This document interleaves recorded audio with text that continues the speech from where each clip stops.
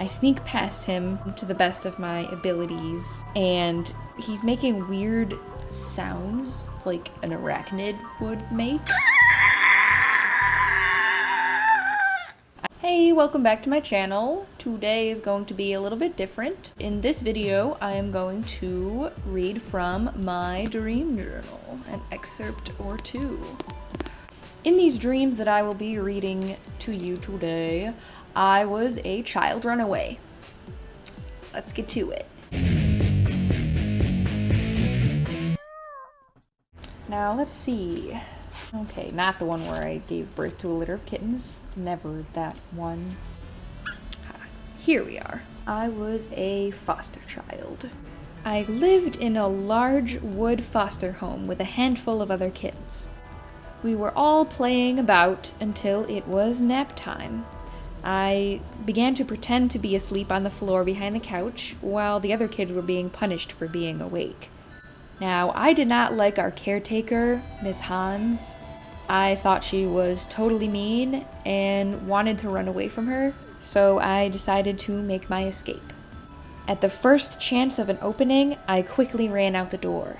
The house is on a high hill looking over a beautiful landscape. Miss Hans has definitely had some landscaping done, I thought as I made my way down the plateaus. I went over bridges and ponds, surrounded by the colorful nature. But I can feel her coming after me. After reaching the bottom of the hill and entering the brightly lit forest, I come to a clearing where two bear spirits reside. "You gotta help me! I'm trying to run away from the foster mom." The bear spirits speak not until Miss Hans herself enters the clearing. "Miss Hans, you look lovely today." "Thanks. Now let me take my child home." "Of course. Lovely weather we're having, isn't it?" I make a break for it. How dare those bear spirits sell me out like that? It's beautiful, but just all these crazy wild monsters end up trying to come at me in this forest. I can't take them all, so all I can do is run. Miss Hans didn't follow me, but now I'm lost. Soon, someone finds me and escorts me back out of the forest. It was one of the other kids.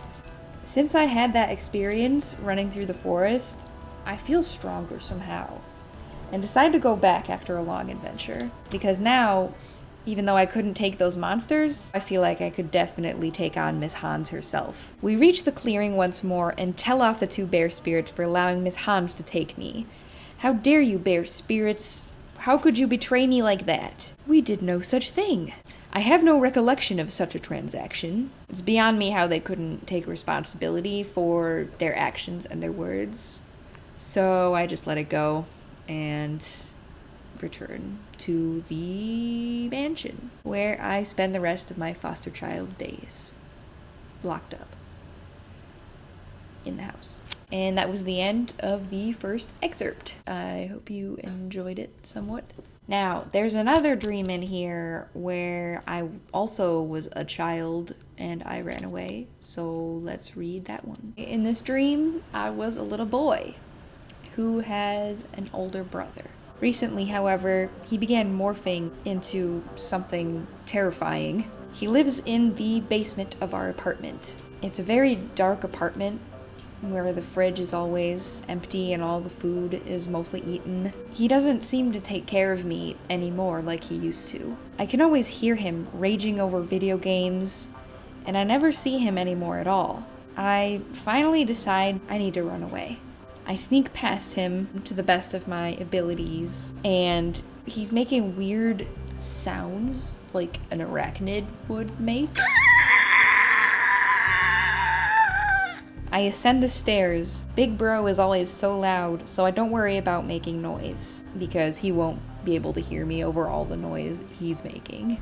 Even so, I slam the door a little too loud as I run into the daylight and out of the darkness. I think I'm getting away, but when I look back, I see a dark blob moving toward me. Big Bro? I keep running, but he inevitably catches up. Only he doesn't hurt me. "Come on, little bro, come back to me. I'll change, I promise. Things will be different." I don't know whether to believe him or not, but this is my big brother, who I love. And even if he is a monster, I decide to give him another chance. So I go back home. Again, just like the last dream I read, I had nowhere else to go than the place I was living in the dream. Yeah. I hope this wasn't too weird or depressing for you guys. And I guess what you can take away from this is... What can you take away from this? I've read that dreams usually mean something because they are a message that our subconscious is trying to tell us. Maybe these dreams are telling me to either follow through with my escape or that I should stay and work it out.